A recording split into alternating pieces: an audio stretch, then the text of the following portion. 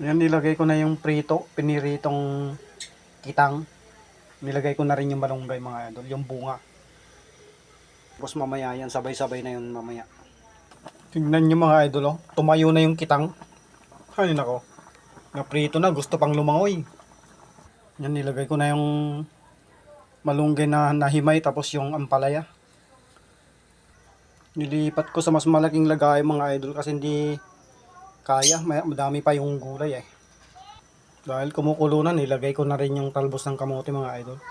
Ilalagay ko na rin yung, pagsabayin ko na yung patula sa yung dahon ng malunggay. Ayan mga idol, nilagay ko na rin yung yung patula. Lalagay ko na rin itong malunggay para sabay-sabay na sila. Ang importante lang na una yung dapat na maunang iluto. Yung madaling mahirap maluto. Yan, yung inuna ko. Itong malunggay sa yung patula, saglit lang yan. Isang kulo lang yan mga idol, okay na yan. Ganyan yung tsura nyo. O, diba? Ay, nako. Yung mga vegetarian, taob na naman ang kaldero dito. Yan. Mas favorite namin tong kainin sa mga karne-karne, ganun.